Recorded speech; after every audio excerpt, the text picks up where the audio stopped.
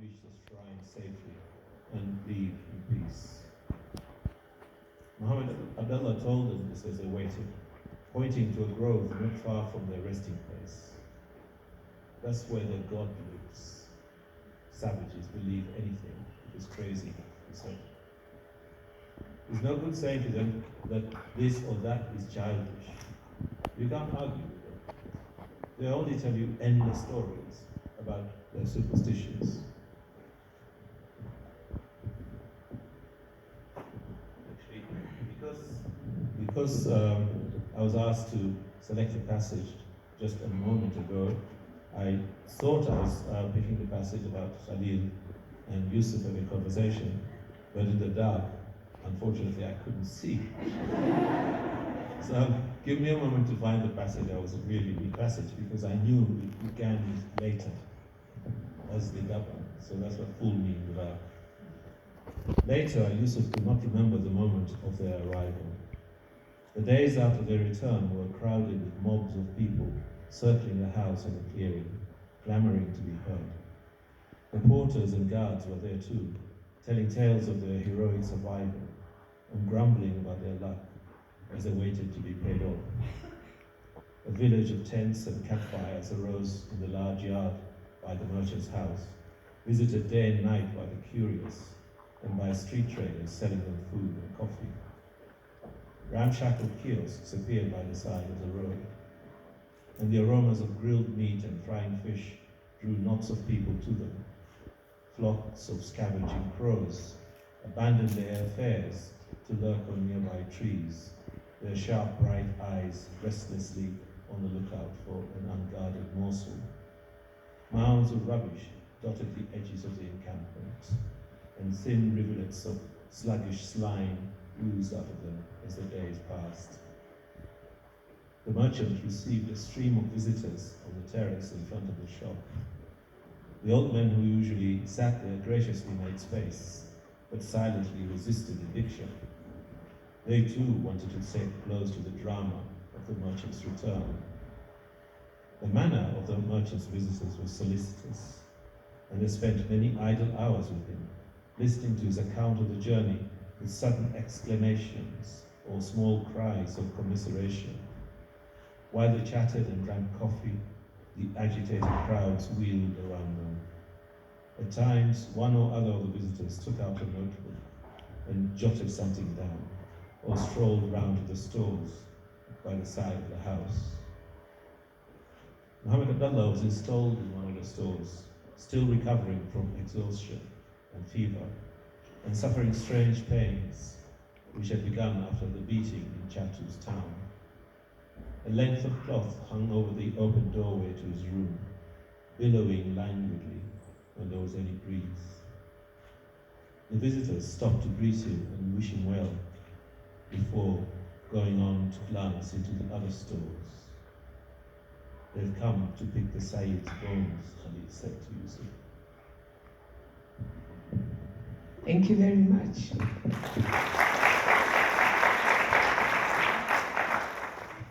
And the reason I asked you to pick a passage at random from one of the books is I just wonder if you perhaps would like just to set why you picked Paradise out of all the books that were offered, and in a way out of why this was the passage that you thought might be a good way of entering into this conversation. Well, I picked it because I knew I wanted to read something from Afterlives, partly because this is something that I've done or that writers often do. If you're asked to read something, I usually read something from the latest book. Not only because it's the one that's nearest to what I've just been doing, but often it's because of a way of saying to people, go buy this one. That is to say, if you are talking to people who are already your readers, then you know that quite likely they will have perhaps read some of the others or have bought some of the others. But so it's a way of also saying, you may not know about this new one, but this is probably not necessary anymore, but you get into that habit of doing things. But why Paradise? Well, partly because the two books are connected in some way. So even though, if you remember, I said to you, I'll read something from By the Sea, But then a second thought, I thought, oh no, maybe paradise would work better with afterlife. So it's nothing complicated. Why that passage? Well, I suppose I like that passage because there's something about it which is both, it's the end of the journey, they've survived, they've come through, but also it's also the beginning of another havoc, as it were, particularly for the merchants. And for those of us who do not know what paradise is about, I'm very interested in this question of merchants and journeying because this is something I'm very invested in. Could you just tell us, a little bit, just sketch the world in which this is connected, because we are going to go on to afterlives and then we would be able to make the connections because you said the two are somewhat connected. I'm not sure if I'll talk about paradise, but I'm not sure if I understand exactly, so you can refocus me if I'm not addressing what you're interested in. The period in which paradise happens is quite just before the 1914-1918 war, so I guess it was like the 1900s, something like this. It will be a period which, in that location, during which the Germans were just establishing the authority, if you like, as a colonial power. And I was interested in that period. The territory became a German territory in the sense of the maps the European nations drew among themselves rather, in the 1880s. So I suppose it was really about 1890 or so before the attempted establishment of German power in the territory that then became Deutsch-Ostafrika began. It took a while for that to actually work. So I'm, as it were, at a moment in that novel when that authority, that desire for authority has not been established yet, but is in the process of being established. So, and their competitors, in the first instance, were the Swahili and Arab merchants who were traveling into the interior, doing business in the interior for a few decades. It wasn't such an ancient trade, really, even though ways of telling history make it seem as if it had been going on for centuries. But it wasn't really. It was only a kind of a 19th century phenomenon. But somehow, because of the way colonialism works, it was necessary, the Portuguese did it, the British did it, the French did it, to establish a monopoly on trade, to actually make sure any competitors either diminished or just simply abolished. So the first task for the Germans was to destroy the caravan trade, the trade frontier. And the man who appears in Afterlife, or at least is mentioned in Afterlife, who was their contestant, was a man called Al-Bushiri, and it's known now in history as the Al-Bushiri Rebellion or Resistance or something like that. So it's tied in, although this is not a history lecture, but it's that episode and events of that episode and that contestation that was taking place. So that's why merchants in the first place. That's why that rather than business mindset, because that's how these people were seeing themselves as traders rather than people who sat, in the shops or in the offices to do business. They went and traded. This is what I bring you, and you give me something else in return. So I don't know if that's it is, because I think then where I want to go is, well, we're talking about the future of memories. And really what you're doing is you're saying this is part of the history that even when we come to afterlives, it's coming out of an older history and so on and so on. But then I feel that a lot of your work emerges out of a world that often we forget existed. It's almost as if for many of us, at least for me, I have to say when I think of the history of the past, it starts at a particular point. And the richness of what you describe when you talk about Zanzibar, when you talk about those spaces, and even the literary traditions that you come out of, seem to me to be connected to these very rich connections that come out of, if you want, a globalization, a global era, a global exchanges that are much bigger. And I'm wondering if I am thinking it out in a way that you would say that's completely not my reality. No, not at all. Perhaps I would not have used globalization because it's a term that's associated with a different kind of shall we say, a spread Connections. of authority or spread of cultural power. I would think more like cosmopolitan might do it. Because one of the things about this term, cosmopolitan, is that it has actually been appropriated as something to do with Europe and North America. So the cosmopolitan is the person from Europe and North America who is actually open to other cultures. It's not the other way around.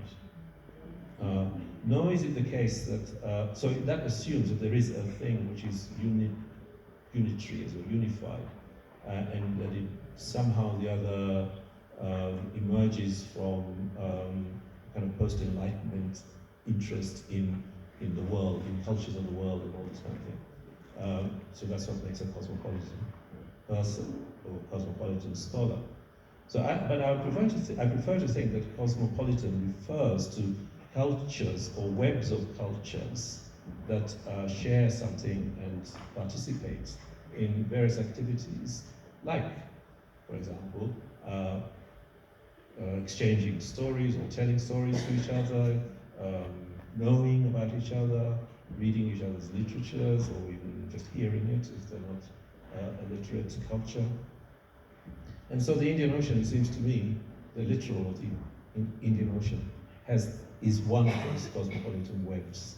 Of course, there are many others. I mean, that idea of cosmopolitanism, for example, does not include the way people, it's the Far East cosmopolitan web, you know, Japanese or Chinese or whatever, or others. It assumes that, you know, this desire for knowledge emanates from a kind of a, if not just Europe and North America, but at least from a unified intellectual position. I think it's possible to, well, sure, it's possible to argue that other kinds of epistemologies, as it were, other kinds of forms and webs of knowledge exist, which are completely independent of that epistemology, and have been self-sustaining for a long, long time, and continue to be so. And we can still see traces of it, even in the world that we inhabit today, and certainly the world that you came out of. Absolutely, yeah, absolutely. I think it's still there. I don't think it's traces. I think it's absolutely there. And it lives alongside, and there's no reason why it shouldn't. It lives alongside other forms of cosmopolitan epistemologies. Obviously, at the moment, the world being as it is, for various reasons, the most powerful form of this is what emanates from Europe and North America, and to a certain extent elsewhere, China now as well, because of technology, because of forms of production, because of prosperity or whatever. But it doesn't mean that being poor doesn't mean that you don't have access to all. You don't have an authentic form of culture and a cosmopolitan understanding of your own, which survives, which is self-sustaining and which survives. You know, when you say that, I think about, there's a story I love. I remember hearing that you recounted. I don't know if you would be as kind as to share it. But this is a story around your mother and you trying to study your way through a poem, and your mother, who was in Western, if we use those terms, illiterate, surprised you. Yes, well, there's no need to worry about that. My mother was illiterate in almost any sense. I mean, she could not read or write in any, either in the Roman alphabet, as it were, or in the Arabic. So she was, like many women of her generation, she was illiterate. She couldn't read anything. But we were set, Ali Kishafi is a 17th century Swahili poem, which came out of northern Kenya, out of Lamu. And it means the soul's awakening. So it's kind of semi-religious poetry, like a lot of the early classical Swahili poems. Not all, but like many of them. Anyway, it's very famous. And we were set this poem at school, and the homework was to go and scan it, which is to say, go and put it into modern Swahili, so that, of course, not as a poem, but as what it means, you know, in other words, to say what the poem is doing. The reason for being given such an exercise is because it was actually not immediately understandable. Like if you were to read, if you were English, say, let alone an English speaker, but even if you're English, a native speaker steeped in the language, if you're presented with a medieval poem, you would probably not be able to read it either. It might as well be Latin for all you could make of it.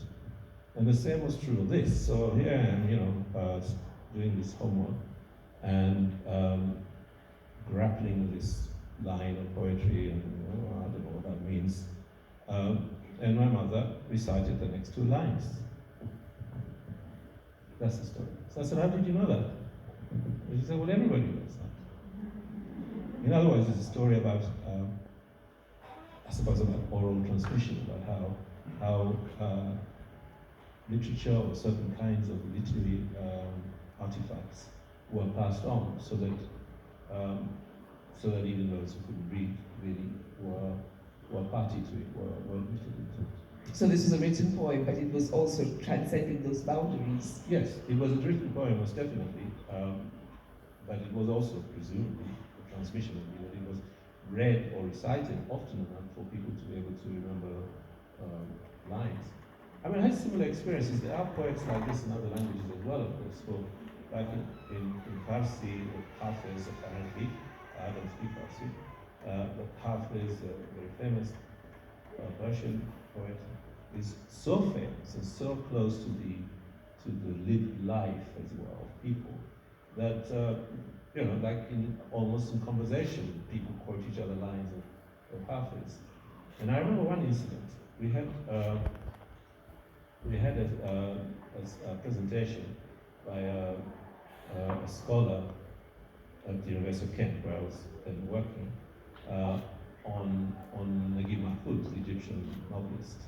And in the process of this presentation, the person who is himself Egyptian mentioned Hafiz and quoted a poem or a couple of lines which Mahfouz had used in one of the novels. And one of the students, one of the postgraduate students there, who was, or is still, a Persian, an Iranian, said, excuse me, you misquoted that. The line should be so. One reason I love this is that the other conversation that comes to mind that we've had with some of the other writers, and I'm just very conscious of how so much of what you're saying is echoing some of the conversations, is that we often think about literature as something many of us encountered in school. And it's being, again and again, I'm being reminded that there's a whole community that is part of this production of literature, and not always the people that we tend to think.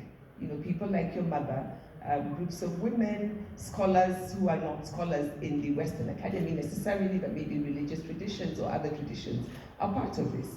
And this is the world that, even as we see you growing up for the 16, 17, 18 years or so that you were in Zanzibar, already you're being steeped in this alongside now the other traditions that are the familiar traditions from school.